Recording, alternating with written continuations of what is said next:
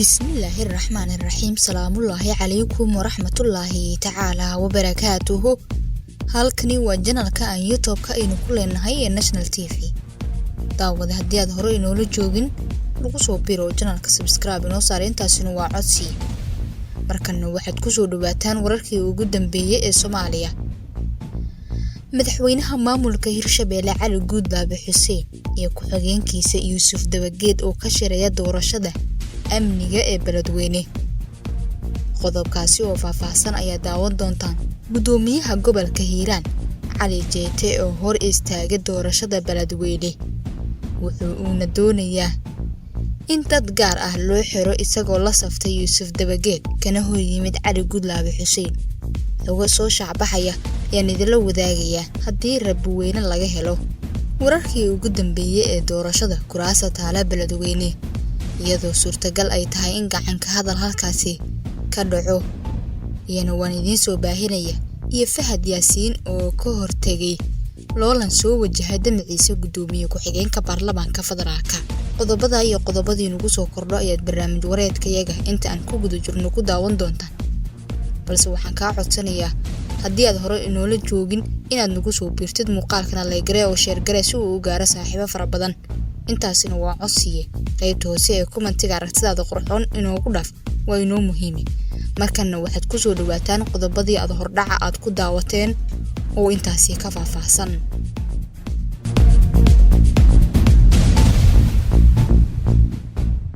aynu ku bilownay daawade. magaalada beledweyne ee xarunta gobolka Hiiraan waxaa ka socda kulan gaar ah oo u dhaxeeya madaxweynaha Hirshabelle Cali Guudlaabe Xuseen iyo ku-xigeenkiisa Yuusuf Axmed Hagar Dabageed si ay ugu arinsadaan muranka ka dhashay doorashooyinka dalka. madaxweynaha dowlad goboleedka Hirshabelle iyo ku-xigeenkiisa ayaa ka xaajoonaya xiisada ka soo cusboonaatay muranka ka dhashay hab maamulka qaar ka mid ah kuraasta deegaan doorashadooda tahay magaalada beledweyne. Cali Guudlaabe iyo Yuusuf Dabageed oo ku dhowaan khilaaf la xiriira hab maamulka doorashada oo ah in la daahfuro tartanka kuraasta iyo shakhsiyaad loo xiro ayay fursad u tahay in ay ka wada hadlaan xal u helidda qulqulatooyinka ka taagan beledweyne. ilo ku dhow kulankan ayaa National TV u sheegay in wada hadallada kadib uu soo bixi doono go'aano la xiriira hab maamulka doorashada, qorshaha sugidda amniga iyo dejinta maleeshiyaadka hubeysan ee sheegaya in ay diidan yihiin in tartankan doorashada la xiro. shirkani waxyaabaha ku soo kordha inta aan barnaamij wareedkayaga ku guda jirno ayaan idiin soo baahinaya, balse wararka ka imaanaya Hiiraan ayaan ku guda jirnaaye. markana sida ay National TV u sheegeen howlwadeena ka tirsan xafiiska Cali Guudlaabe, madaxweyne ku-xigeenka Hirshabelle Yuusuf Dabageed ayaa gadaal ka riixaya gudoomiye Cali Jeete Cismaan kaasi oo doonaya in qaar ka mid ah kuraasta Hiiraan loo xiro shakhsiyaad gaar ah. gudoomiyaha gobolka Hiiraan Cali Jeete Cismaan ayaa soo saaray wareegto uu ku joojinayo doorashada 4 kursi oo maanta la filayay in ay ka qabsoonto magaalada beledweyne ee xarunta gobolka Hiiraan. doorashada kuraasta Hoob 4, Hoob 11, Hoob 63 iyo Hoob 135 ayaa maanta loo balansan yahay sida ay guddiga doorashooyinka Hirshabelle iclaamiyeen Sabtidii. hase yeeshee sida muuqata isbedel ayaa ku yimid jadwalkii hore.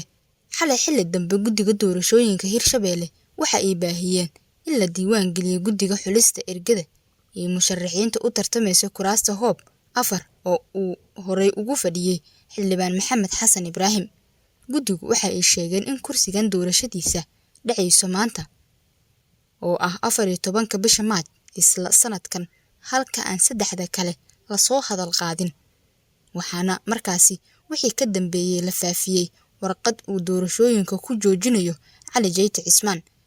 gudoomiyaha gobolka Hiiraan waxa uu sheegay in amni darro ka jirta xarumaha doorashooyinka iyo magaalada gudaheeda uu ku hakiyay doorashada maanta, isagoo xusay in uu helay xogo ku saabsan in rabshad laga dhex abuuro doorashada maanta. marka aan aragnay wixii maanta ka dhacay xarunta aan u aastayna doorashada ee Lamagalay, waxaan soo saaray amar ah in la hakiyo doorashada dibna loo dhigo ilaa laga xaqiijinayo amniga guud ee halkaasi, laguna soo celinayo xaaladda sida caadiga ahayd, ayuu yiri Cali Jayte. Sida ay National TV u sheegeen howlwadeeno ka tirsan xafiiska Cali Guudlaabe, madaxweyne ku-xigeenka Hirshabelle Yuusuf Dabageed ayaa gadaal ka riixaya gudoomiye Cali Jayte, kaasi oo doonaya in qaar ka mid ah kuraasta Hiiraan loo xiro shakhsiyaad gaar ah. Wararku waxa ay tibaaxayaan in mar kale qarxayo khilaaf xoogan oo u dhexeeya madaxweynaha Hirshabelle Cali Guudlaabe iyo madaxweyne ku-xigeenka Hirshabelle Yuusuf Axmed Hagar Dabageed, kadibna kala aragti duwanaan ku saabsan doorashada 4 kursi. Yuusuf Dabageed wuxuu ka soo horjeedaa in ay soo laabtaan wasiirkii hore ee amniga Cabdirasaaq Cumar Maxamed, wasiirkii hore ee waxbarashada Cabdulaahi Goodax Barre iyo xildhibaan Aamina Maxamed Cabdi oo lagu xasuusto u doodida qoyska marxuumad Ikraan Tahliil Faarax. Yuusuf Dabageed dhowaan wareysi uu bixiyay waxa uu ku beeniyay jiritaanka khilaafka, wuxuuna waxba kama jiraan ku tilmaamay in uu u biro tumanayo loobka kuraasta. Hase yeeshee waxaa marba mar ka dambeysa sii xoogeysanaya khilaafka isaga iyo Cali Guudlaabe.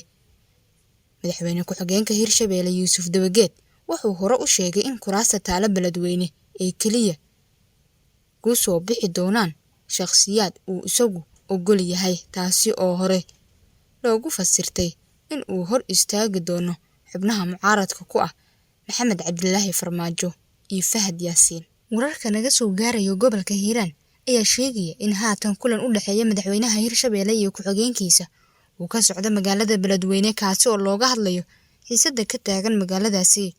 Wada hadallada Cali Guudlaabe iyo Yuusuf Dabageed ayaa waxaa diiradda lagu saarayaa xal u helidda muranka ka dhashay doorashada, gaar ahaan kuraasta taalo beledweyne.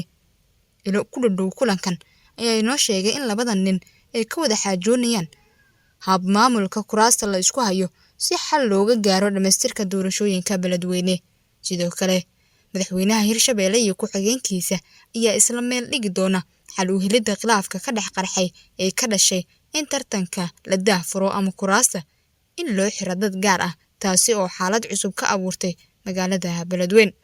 Doorashada beledweyne ayaa soo martay marxalado kala duwan maadaama ay ku soo aaday xilli ay magaaladaasi ay ka jirta xiisad la xiriirta dhismaha maamulka Hirshabelle. Isjiidjiidka hoggaanka sare ee Hirshabelle ayaa dib u dhigi kara doorashada maamulkaasi maadaama la joogo xilligii lagu ballamay in lagu soo ileeyo doorashada baarlamaanka. Markan waxaan ku sii siqaynaa gabagabada barnaamij wareedkayaga. Markana la taliyaha amniga qaranka Soomaaliya Fahad Yaasiin ayaa qaaday tallaabo uu ugu hortegayo loolanka xoogan oo la geli lahaa isku dayga uu ku doonayo in uu ku noqdo gudoomiye ku-xigeenka koowaad ee golaha shacabka, sida ay ogaatay National TV. Fahad ayaa meesha ka saaray qorshe uu xildhibaan ku noqon lahaa taliyihii hore ee hay-adda nabad sugidda iyo sirdoonka qaranka Jenaraal Bashiir Goobe, taasi oo sare u qaadaysa rajadii guddoonka. Sida ay ogaatay National TV, kursiga Hoob 18 oo u sharaxnaa Bashiir Goobe ayaa loo asteeyay dumar, waxaana ku soo bixi doona qof uu isagu keensaday, taasi oo meesha ka saartay qorshihii xildhibaannimo ee Bashiir Goobe.